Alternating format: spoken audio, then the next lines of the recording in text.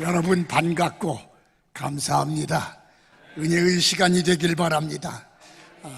저와 여러분들이 믿고 사랑하는 우리 하나님 아버지께서 주시는 은혜가 여러분에게 충만하길 바라고 한평생 평강이 충만하길 바랍니다.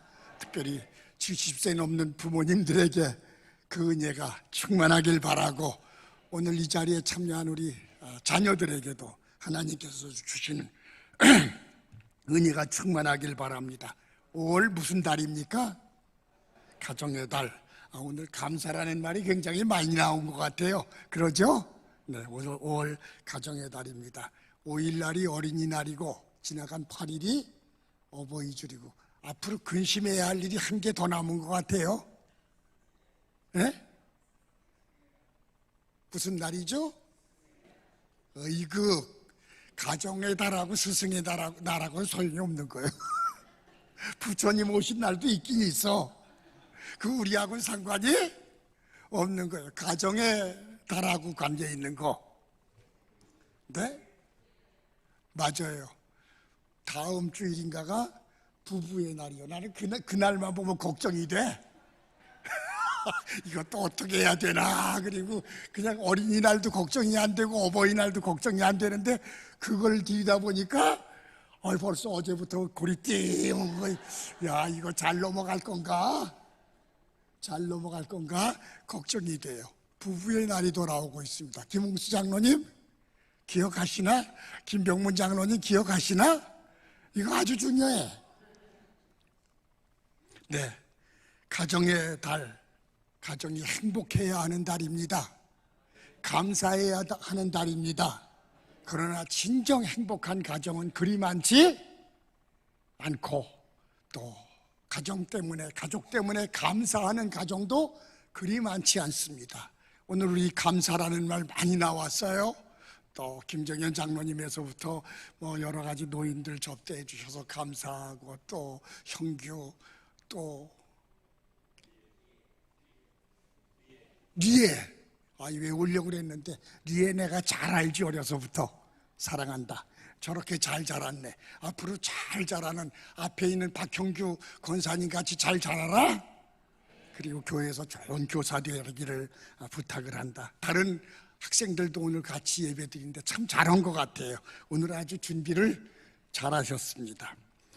행복해야 하는데 행복하지 않은, 그래서 이 가정의 달에 부모하고 싸우다가 부모를 불행하게 만든 자녀들이 의외로 많이 있었다는 보도를 저는 보면서 이 한국 가정 어떻게만 좋은가 심히도 걱정이 됩니다.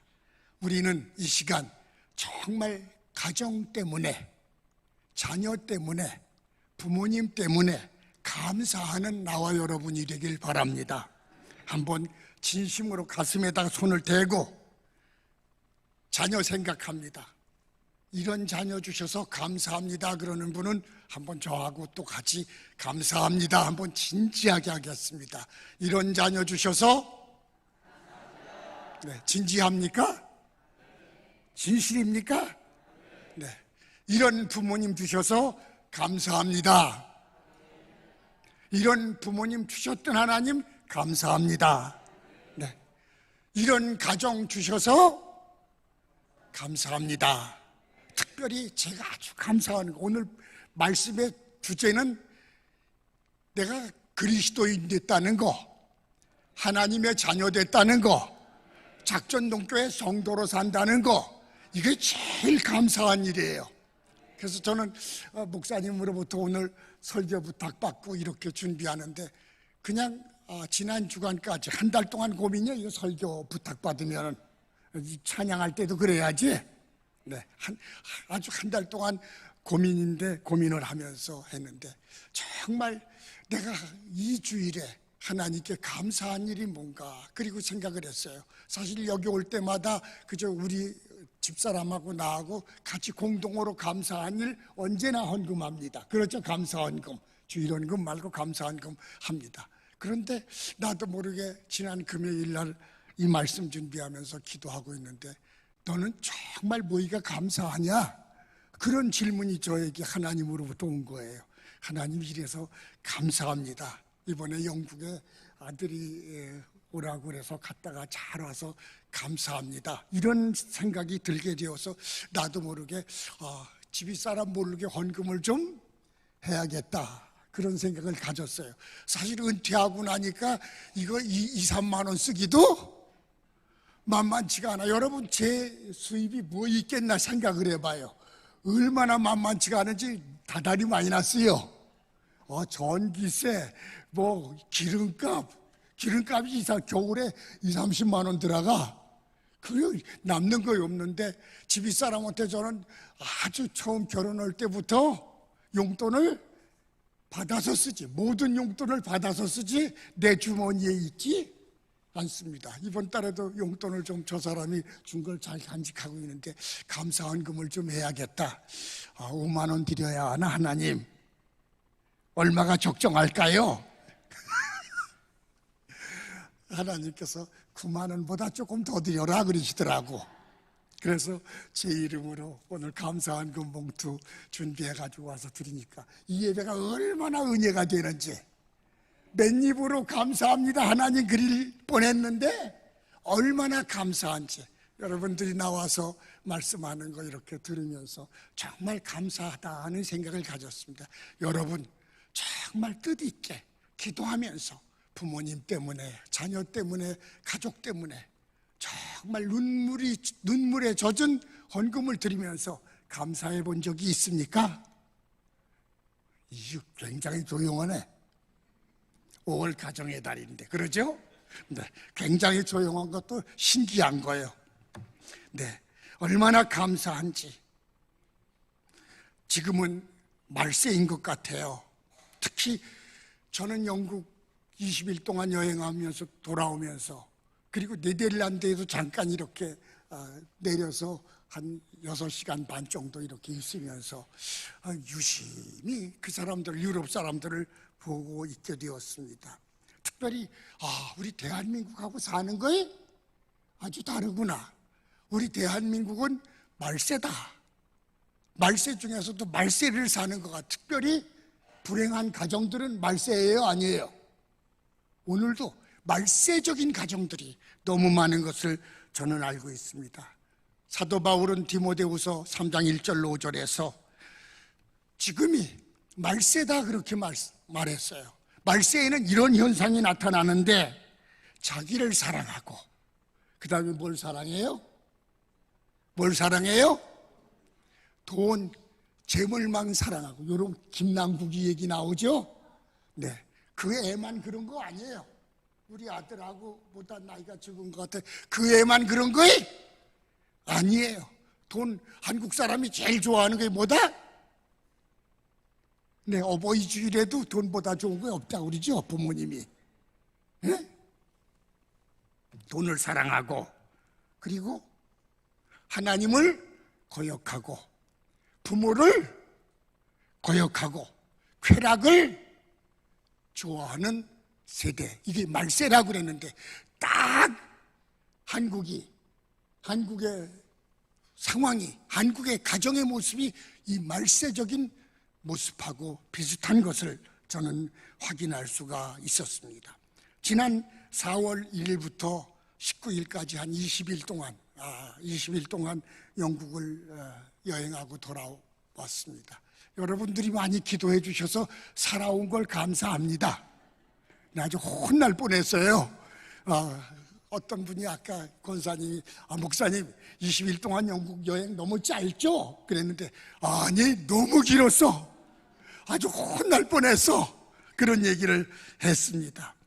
영국 가서 토요일 날 저녁에 거기 도착, 여기서 토요일 날 떠났는데 토요일 20시간을 가야 해. 하여간 20시간 가는데 얼마나 힘든지 말도 못해.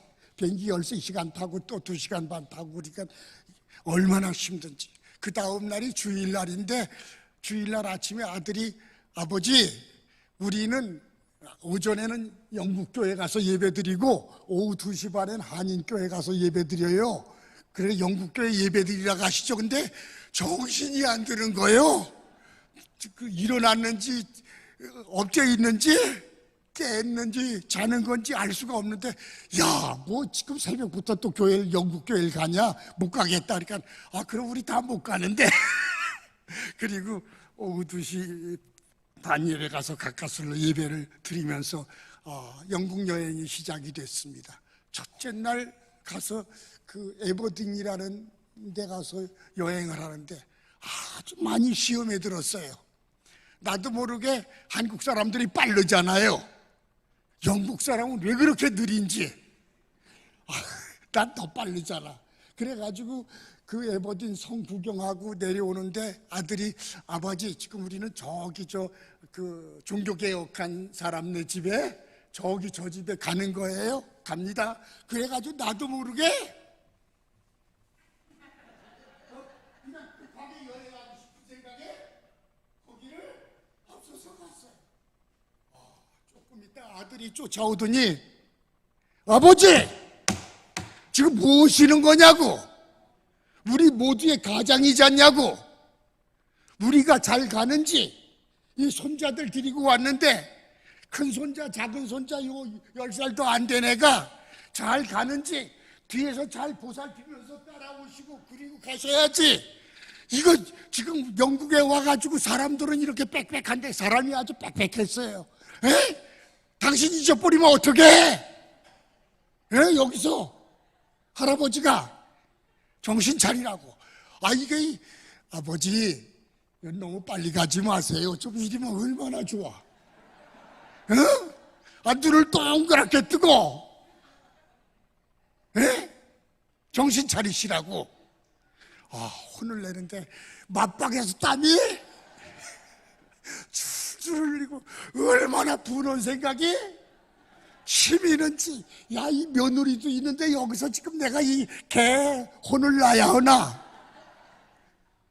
죽겠더라고.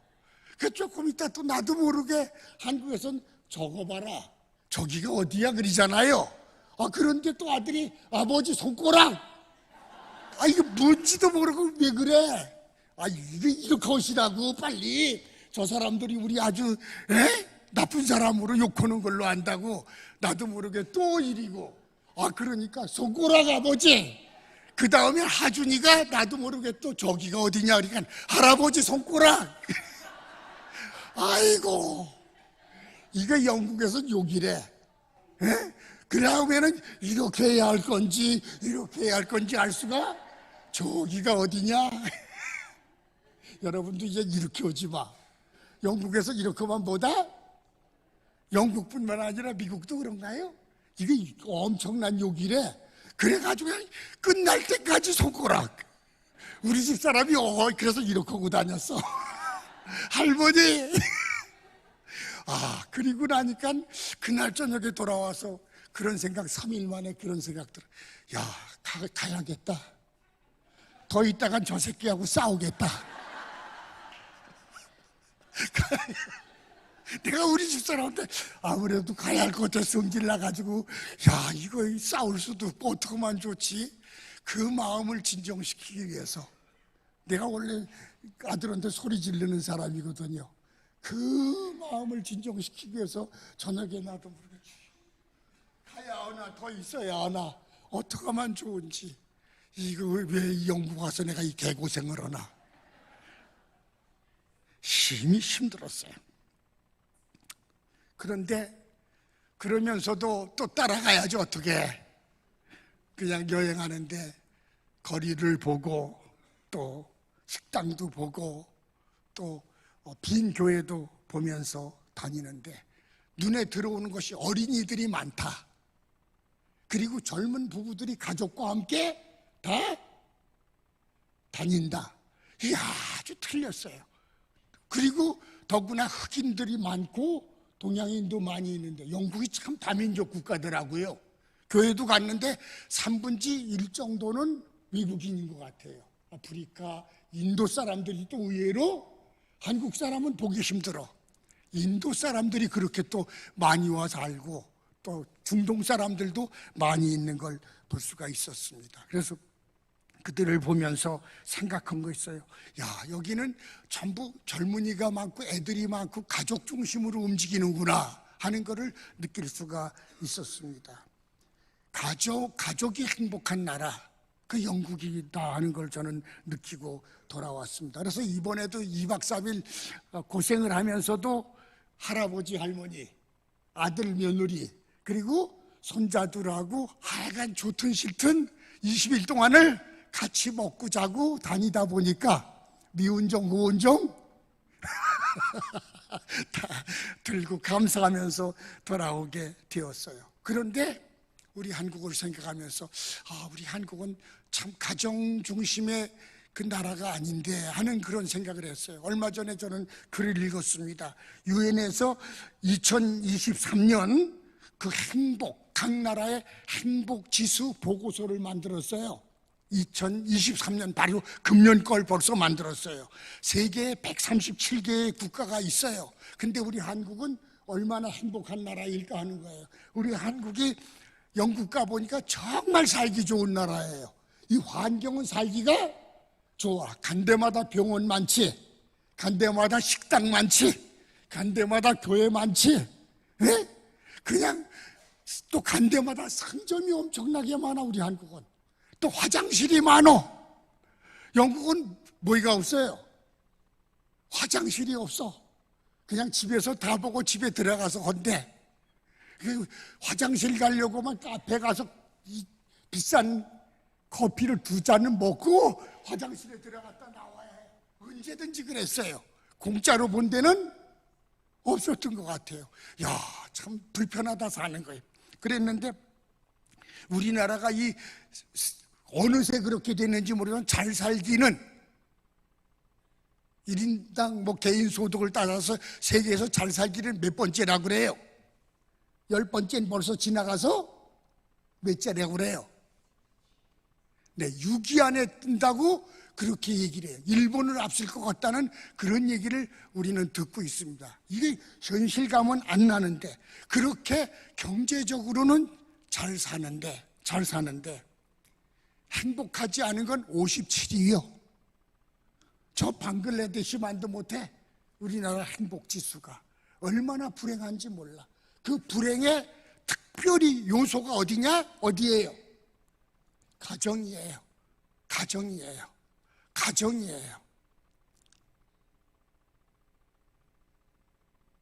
한국에서 무서운 살인사건, 그리고 무서운 싸움의 사건 75%인가 가정범죄야. 이제는 밖에서 일어나질 않고 이거 아주 가정 잘 살펴야 해. 부모 자식, 부부지간, 형제지간, 요즘도 유명한 사람들이 다 그거 싸우는 거 얘기 알죠?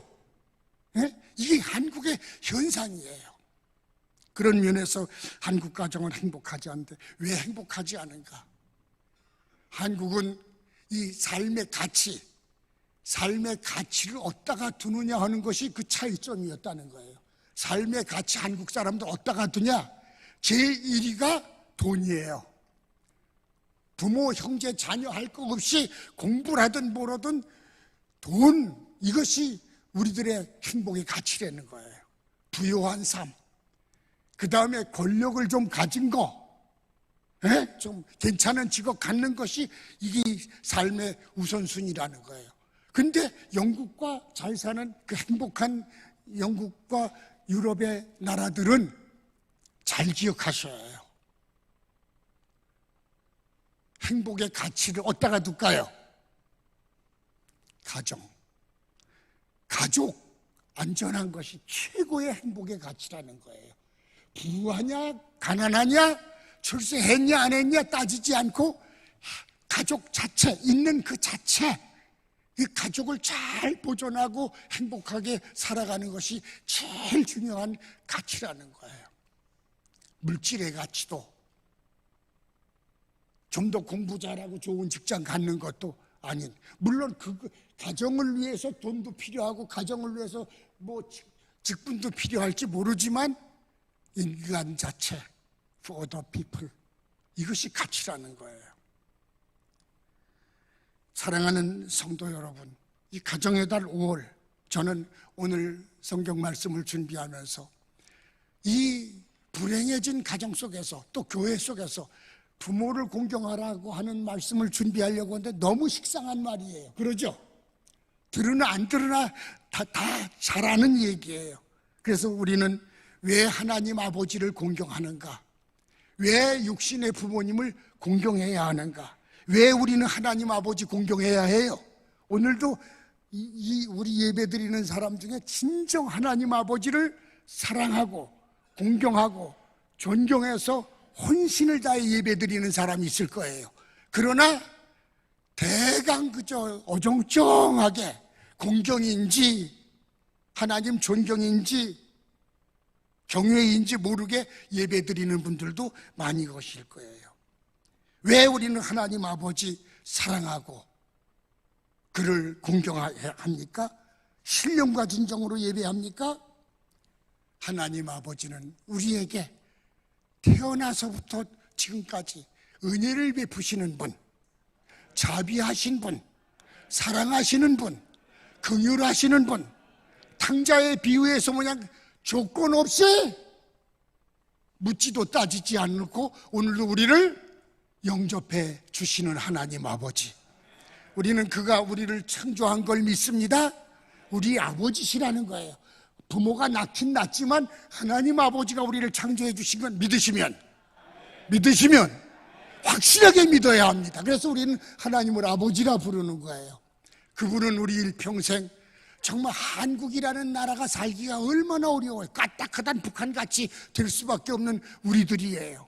불행할 수밖에 없는데 여기까지 보호하시고 인도하신 하나님, 햇빛과 비를 주시고 땅도 공짜로 주시고 그리고 공기도 주시고 그리고 특별히 예수 그리스도를 통해서 우리를 구원해서 하나님의 자녀를 삼아주신 그분의 자비, 그분의 은혜, 그분의 긍휼, 그분의 사랑, 이것 때문에 우리는 하나님 아버지를 믿고 그를 공경하고 주일마다 예배를 잘 드리려고 애를 쓰는 줄로 믿습니다.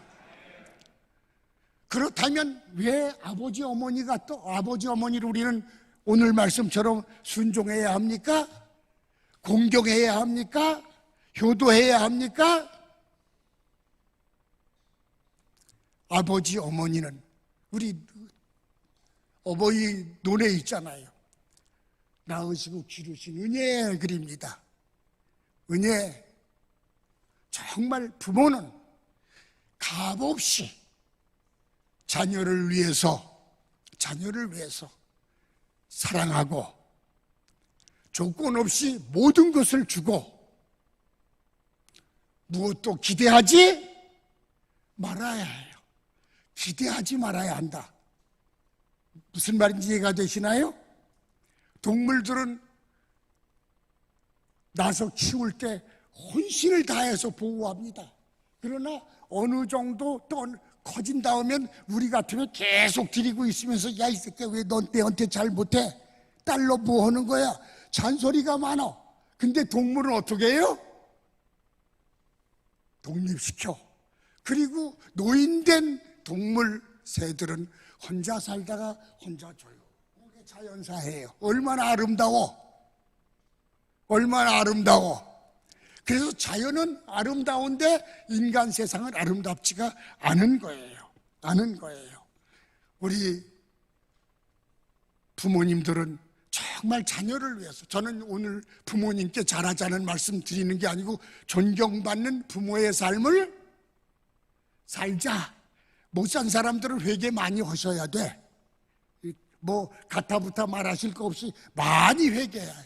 저는 이번에 영국 여행하면서 참 아들한테 그런 소리를 들으니까 성질도 났지만 결국 20일 살면서 많이 회개했습니다. 정말 아들한테 무릎 꿇고 야 내가 아버지 역할을 잘못했다. 미안하다. 용서해다오. 앞으로는 좀 더 잘하려고 애를 쓸게. 그 말을 하고 싶었는데 존심 상해가지고 아들한테 뭐 이렇게 할 수는 없고 그냥 돌아왔는데 돌아오면서도 허전해. 정말 내가 잘못했다는 말을, 미안하다는 말을 확실하게 하고 올 걸 어정쩡하게 그냥 그렇잖아 부모들은. 딱 부러지게 아들아 미안하다. 좀 더 잘못했구나 내가. 에? 특별히 신앙생활 잘하게 못한 거 이거 아주 회개하면서 무릎 꿇고 잘못했다 그래야 해. 내가 이렇게 오늘도 주일 안 지키고 빗나가는 거 내가 신앙의 분을 잘 못 지켰구나. 미안하다. 용서해다오. 앞으로는 좀 더 잘할게. 이래야 되는 거예요. 우리 아버지 어머니 오늘 4절 말씀에 자녀를 어떻게 하지 말라? 노엽게 하지 말라. 자녀를 분하게, 화나게, 근심되게 하지 말라는 거예요. 부모가 자녀를 키우는데 두 가지 형태가 있다. 하나는 방임형, 지 생활 바쁘다고 애들을 그냥 내버려 두는 거예요. 직장 바쁘다고 애들을 내버려 두는 거예요. 잘 관리를 안 하는 거예요. 밥도 제때 안 주고 빨래도 안 해주고 학비도 제대로 안 내주고 방이 많은 부모들이 굉장히 많아요. 그런가 하면 다른 부모는 반대로 건의형인 부모가 있어요. 너무 자녀를 그냥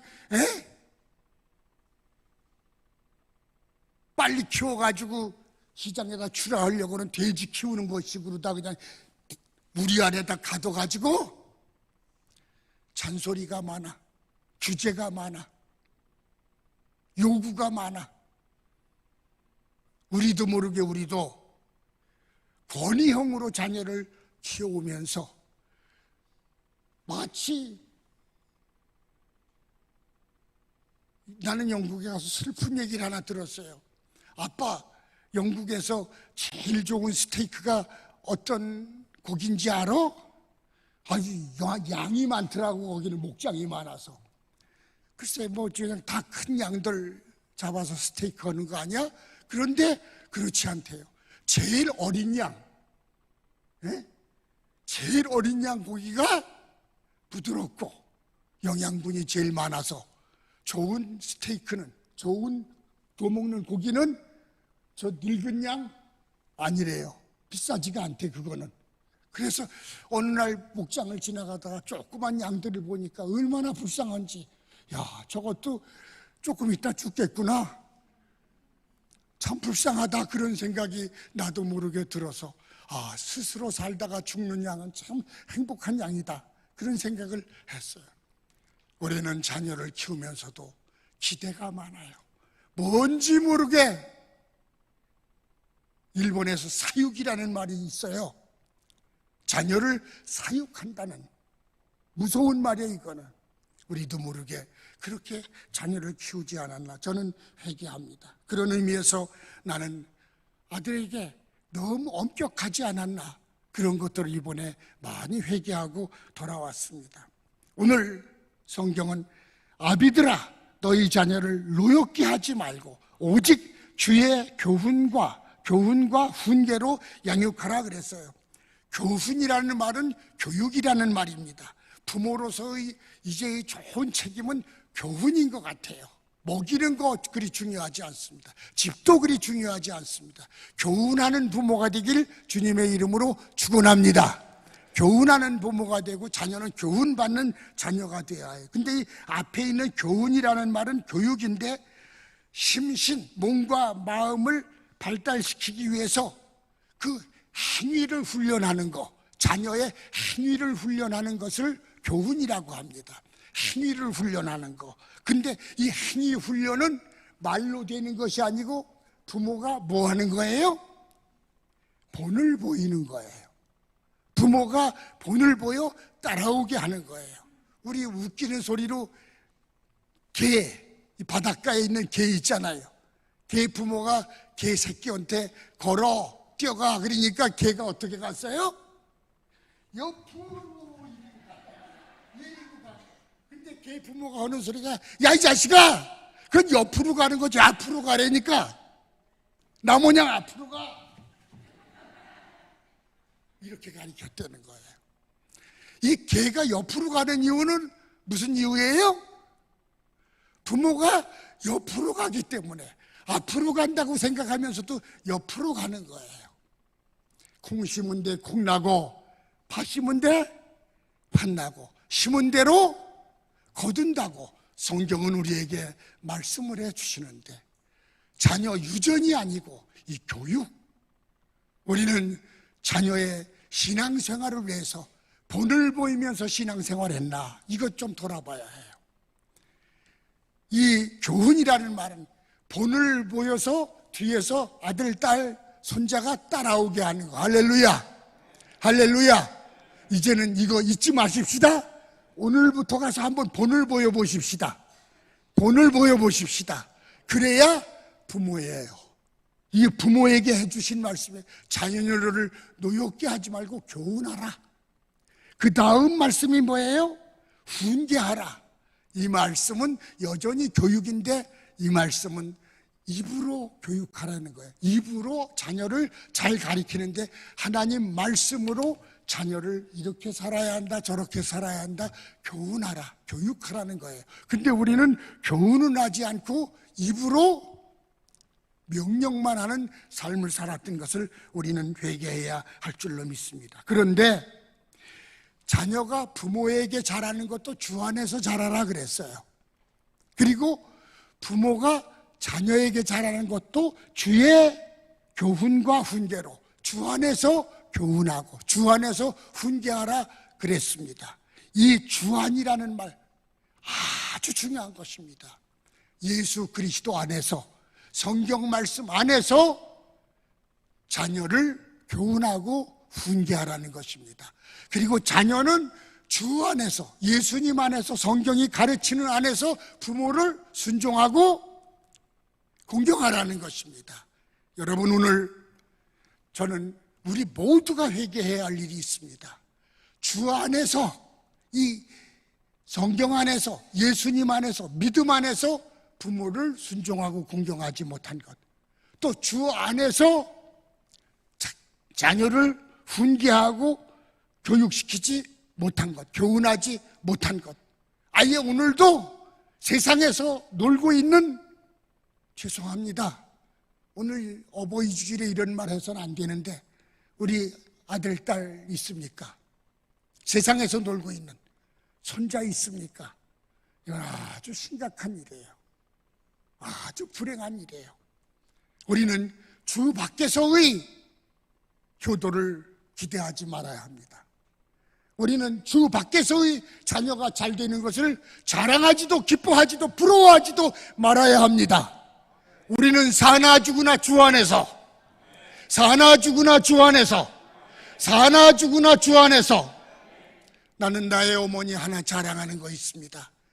돌아가시는 날까지 정말 성경 말씀대로 살려고 애를 썼고 우리를 위해서 기도해 주신 것, 저를 위해서, 교회를 위해서 기도해 주시다 돌아가신 것을 저는 감사합니다. 제가 중학교 때 신앙생활 방황할 때 그가 울면서 내가 안 믿는 예수 내가 믿어서 뭘 하냐, 다리 뻗고 우시던 어머니의 모습이 얼마나 생생한지. 그래서 다시 교회 나가서 내가 이렇게 목사가 됐어. 할렐루야. 주 안에서 나를 교육시켜 주신 주님, 주 안에서 다리 뻗고 울시던 그 어머니, 내 어머니입니다. 우리는 아버지로서 어머니로서 주 안에 살지 않는 자녀를 얼마나 가슴 아파했습니까? 얼마나 울었습니까? 얼마나 하나님께 부르짖었습니까? 얼마나 하나님께 금식기도 했습니까?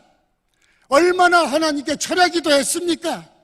구하라 주실 것이요, 찾으라 얻을 것이요, 두드리라 열릴 것이라고 했습니다. 우리는 그저 언제 믿겠지? 아니, 언제 믿지 않습니다. 마귀는 호락호락하지 않습니다. 세상은 호락호락하지 않습니다. 우리는 자녀들, 가족 모두를 주 안에 돌아오게 하기 위해서 무슨 방법, 무슨 희생이든지 치러야 하는 줄로 믿습니다. 그리고 기도의 끈을 놓지 말아야 될 줄로 믿습니다. 말로 해서 안 들으면 정말 희생하는 기도의 모습을, 자녀를 위해서 그냥 난 기도하다 죽겠다, 요양원 가서 죽는 게 아니고 그냥 여기서 기도하다 죽겠다, 이런 아주 일사각오를 해야 될 일이에요. 일사각오를. 그래야만 하나님께서 여러분 가족을 주 안에 돌아오게 할 줄로 믿습니다. 주 안에서의 부모, 주 안에서의 자녀, 그 가정이 행복한 가정이고 축복된 가정입니다. 마지막 말씀 좀 시간 12시 됐습니다. 저는 19일 날 돌아오는 날 참 오랜만에 가족과 함께 가정 예배를 드렸습니다. 19일 날 가정 예배 드리는데 얼마나 감격스러운지. 근데 그날 내가 설교를 해야 하니까 아들이 설교하겠다는 소리를 안 하고 내가 설교를 해야 하니까 무슨 말씀을 마지막으로 할까 생각하다가 이 출애굽기 12장인가요? 20장 12절 그 10계명 중에서 5번째, 네 부모를 공경하라. 그리하면 땅에서 장수하리라. 이 말씀을 찾았는데 아들하고 며느리가 이렇게 하고 있는 거야. 읽는데 이것도 저 아버지가 무슨 엉은 말씀을 마지막으로 주고 가시려고 하나. 본문 읽었는데 이렇게 하고 있어. 제가 그날 읽은 본문은 부모에게 좀 더 잘하라 그 말이 아니었고, 정말 첫날 둘째 날 그냥 계속 다니면서도 화가 났지만 하나님 평화로운 여행 되게 해주세요 다 했는데, 정말 20일 여행하고 나니까 아들과 며느리 그리고 손자 하준이와 예안이가 얼마나 감사한지. 아들이 우리 온다고 조그만 차선 학생이니까 탔는데 6 식구가 다 탈 수가 없대요. 그래가지고 차를 좋은 차로 좀 바꾼다고 그래서 우리도 조금 보내주었어요. 그래서 새 차, 거기에서 아주 외제차를 타고 다녔네. BMW 20일 동안 타고 다녔어요. 차를 준비했어요. 그리고 20일 동안 그냥 딱 붙어서 먹고 잤지 개인 일정이 일절 없었어요. 그런데 아들이 내에게 소리 지르고 그냥 그러지 말라고 그린 것도 다 누구를 위해서예요? 좀 기분 나쁘긴 했지만 날 위해서 그린 것 같아. 그래서 그냥 마지막 날 설교가 아들아, 며느라, 참 20일 동안 시아버지, 시어머니 모시느라 수고 참 많이 했다. 아침 식사하는 일, 여행 갈 때 다 음식, 거긴 음식값이 얼마나 비싼지 햄버거가 25,000원이요. 처음에는 야 우리 나가서 식사하자 그랬는데 나가서 한번 별것도 아닌 식사를 했는데 20만 원. 그 다음부터는 뭘 먹으라가 잔소리를 할 수가 없고, 야 집에서 그냥 간단하게 먹자. 내가 며느리 보고 그런 얘기를 할 수밖에 없었어요. 20일 동안 먹는 거 얼마나 며느리가 알뜰하게 했는지. 며느라 참 고맙다, 수고 많이 했다, 불평도 하지 않고 모셔주셔서. 그리고 하준이 예안이 너무 감사하다.